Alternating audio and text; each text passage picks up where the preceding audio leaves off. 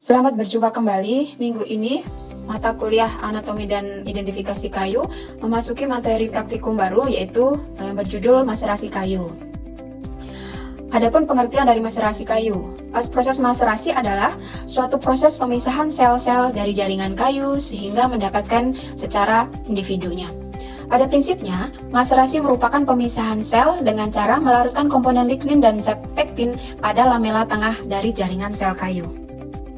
Tujuan maserasi kayu adalah mempelajari bentuk dan ukuran sel-sel penyusun kayu serta sifat anatomi lainnya. Keterangan dari hasil maserasi kayu ini sangat berguna dalam mempelajari apakah suatu bahan itu baik atau tidak bila digunakan sebagai bahan untuk membuat pulp dan kertas atau penggunaan lainnya. Adapun bahan dan alat untuk praktikum maserasi kayu. Bahannya terdiri dari kertas lakmus biru, kertas saring, aluminium foil, sarung tangan, masker, KClO3, asam nitrat, etanol, safranin, dan aquades. Adapun alatnya adalah Erlenmeyer, corong gelas, tabung reaksi, pipet tetes, sudip, keranjang aluminium untuk tabung reaksi, dan water bath. Objek gelas, cover gelas, tempat untuk sampel serat, dan kuas. Prosedur kerja. Yang pertama adalah pembuatan larutan. HNO3 kita buat 50%, safranin 2%, kemudian aquades, alkohol kita buat 3 konsentrasi 10%, 30%, dan 50%. Prosedur kerja berikutnya, pemotongan sampel dan penambahan reaksi. Kita potongan sampel kayu kita potong kecil-kecil seukuran korek api sebanyak yang kita butuhkan, kurang lebih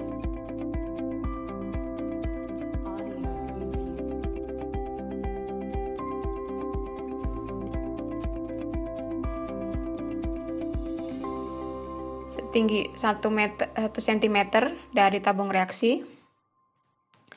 Setelah itu,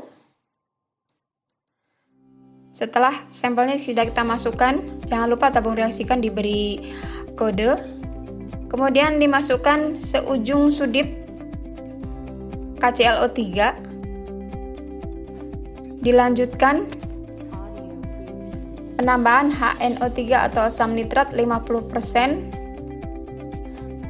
Banyaknya adalah sampai sampel kayunya terendam semua.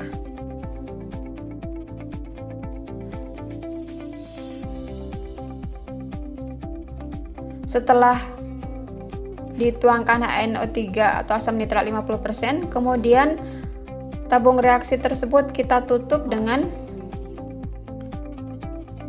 aluminium foil.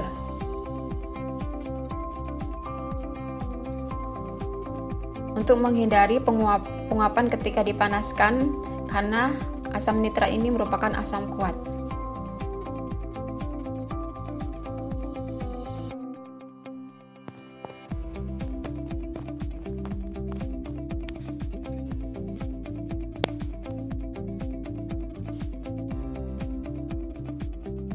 Prosedur berikutnya yaitu untuk proses reaksinya.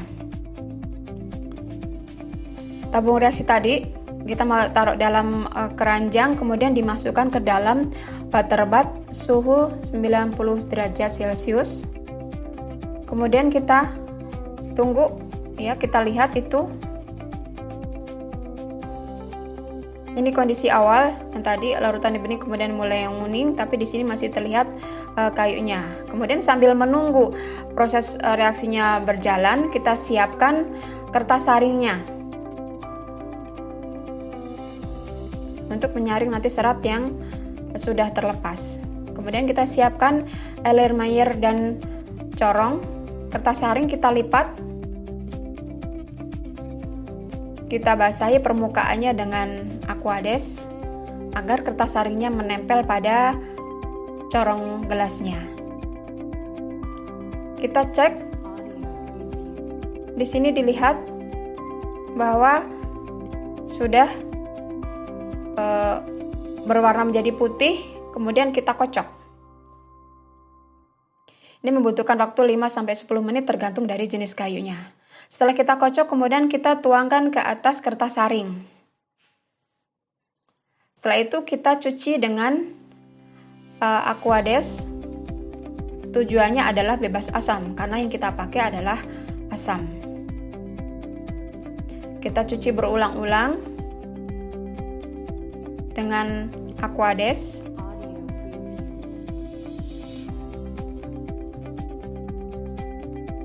Kemudian kita pastikan bahwa sudah netral, sudah kita cuci. Ya, kita ceknya dengan menggunakan kertas lakmus biru. Kita cek bagian ujung dari corong. Kalau terlihat masih berwarna merah, maka dia masih asam. Tapi kalau kemudian setelah dicuci warnanya biru, dia artinya sudah netral. Kemudian berikutnya adalah pewarnaan dan dehidrasi. Kita siapkan botol untuk penyimpanan sampel serat yang sudah terpisah-pisah tadi.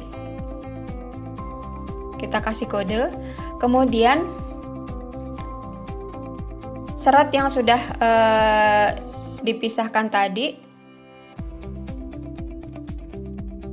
kita pindahkan ke wadah sampelnya dengan bantuan kuas.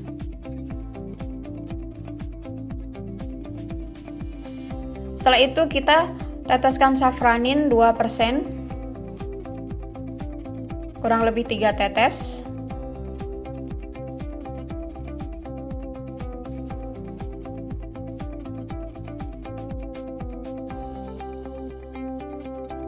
Setelah itu kita tambahkan sedikit Aquades agar pewarnanya merata ke seluruh serat yang dipisahkan tadi. Kemudian kita diamkan 6-8 jam. Setelah 6 atau 8 jam, kemudian serat tersebut kita bersihkan sisa pewarnanya dengan menggunakan pipet tetes. Kita sedot. Kemudian kita bilas dengan menggunakan Aquades. Kita kocok, kita biarkan 3-5 menit. Kemudian kita ambil kembali kelebihan cairannya yang berisi kelebihan pewarna. Kemudian kita dehidrasi dengan alkohol bertingkat. Yang pertama kita menggunakan alkohol atau etanol 10%.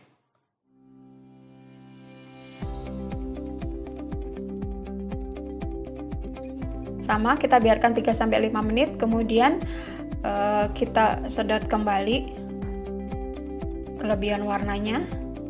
Dilanjutkan ke etanol 30%.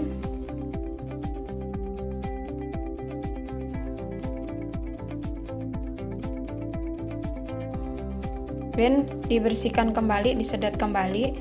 Yang terakhir kita kasih alkohol atau etanol 50%. Tapi untuk yang 50% alkoholnya tidak perlu kita sedot. Kita kondisi 50% bisa untuk menyimpan serat sampai kemudian nanti kita coba ukur dimensi seratnya.